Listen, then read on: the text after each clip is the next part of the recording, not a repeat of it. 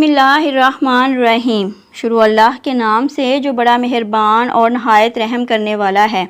نواسہ رسول اپنے جان نثاروں کی لاشیں اٹھا اٹھا کر نڈھال ہو چکے ہیں، لیکن شجاعت حیدری کی جھلک اب بھی چہرے پر چمک رہی ہے۔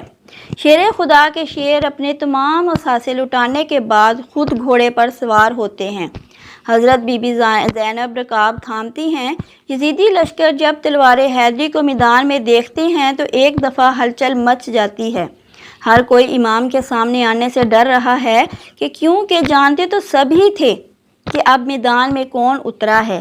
سبھی نے پیغمبر خدا حضرت محمد صلی اللہ علیہ وآلہ وسلم کا فرمان سن رکھا تھا کہ حسین مجھ سے ہے اور میں حسین سے ہوں، لیکن بدبختوں کی آنکھوں پر لالچ اور طمع نے پردہ ڈال رکھا تھا۔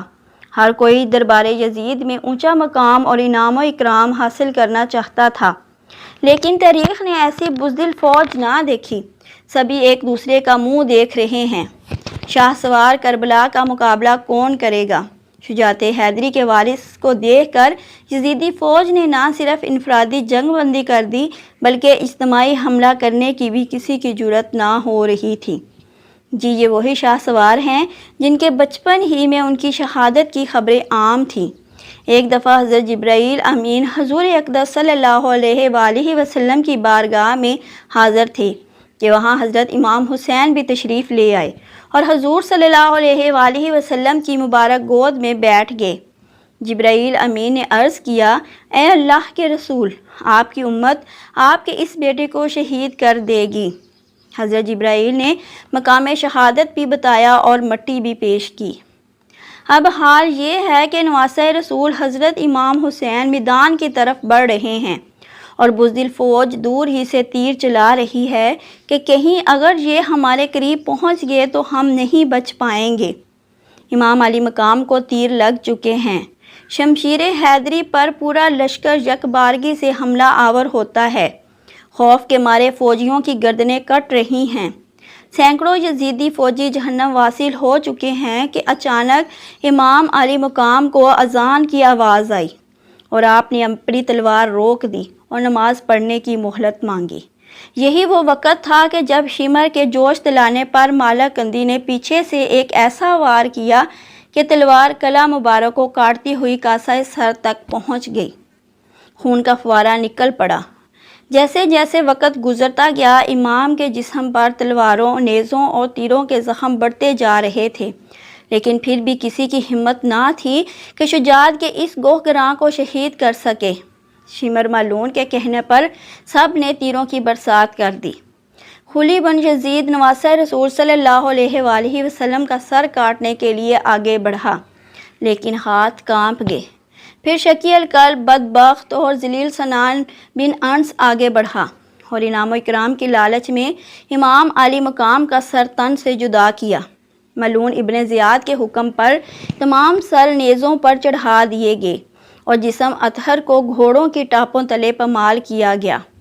شہادت حسین رضی اللہ تعالی عنہ تاریخ انسانی کا ایک غیر معمولی واقعہ ہے کہ پیغمبر کے پیروکاروں نے اپنے نبی حضرت محمد صلی اللہ علیہ وآلہ وسلم کے نواسے کو بے دردی سے شہید کر کے اس کا سر اقدس نیزے پر سجایا۔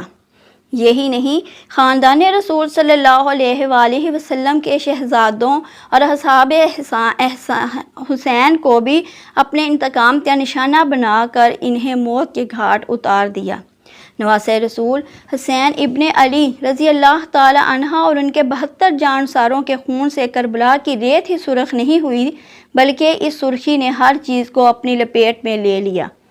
محدثین بیان کرتے ہیں کہ امام علی مقام کی شہادت پر نہ صرف دنیا روئی، زمین و آسمان نے بھی آنسو بہائے۔ محدثین بیان کرتے ہیں کہ نواسہ رسول کی شہادت کے وقت بیت المقدس میں جو پتھر اٹھایا گیا ان کے نیچے سے خون نکلا۔ شہادت حسین کے بعد ملک شام میں بھی جس پتھر کو ہٹایا گیا اس کے نیچے سے خون کا چشمہ ابل پڑا۔ محدثین کا کہنا ہے کہ شہادت حسین پر آسمان سرخ ہو گیا، پھر سیاہ ہو گیا۔ امام طبرانی معجم الکبیر میں محمد بن سیرین سے روایت کرتے ہیں کہ حضرت امام حسین رضی اللہ تعالیٰ عنہ کی شہادت کے وقت آسمان پر سرخی چھائی رہی۔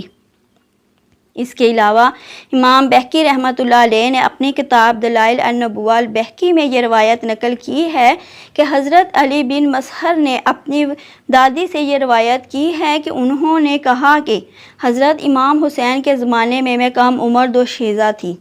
اس وقت آسمان کئی دنوں تک جمے ہوئے خون کی مانند ہو گیا تھا۔ حضرت امام حسین کی شہادت کے بعد سید زادیوں کو قیدی بنا لیا جاتا ہے۔ اب اسیران کربلا کا قافلہ شہیدوں کے سر کے ساتھ کوفہ کی جانب روانہ ہو جاتا ہے۔ ادھر کربلا کی ریت پر سید زادیوں کے جسم بغیر سروں کے بے گود و کفن بکھرے پڑے ہیں۔ اللہ اکبر! تاریخ گواہ ہے کہ شہادت کے 3 دن بعد 13 محرم کو مقام غزریہ سے قبیلہ بنی اسد سے خواتین دریا فرات پر پانی لینے آئیں اور انہوں نے بغیر سروں کے جسموں کو بکھرے دیکھا تو سب کی چیخیں نکل گئیں۔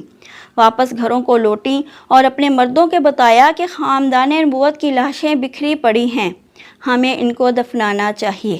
چنانچہ کچھ مرد ان کے ساتھ میدان کربلا پہنچے اور قبریں کھودنا شروع کر دیں۔ سبھی جنازہ پڑھنے کے لیے تیار تھے کہ اتنے میں ایک گھوڑا سوار شخص آیا اور حضرت امام حسین کے جسم کے ساتھ لپٹ کر رویا۔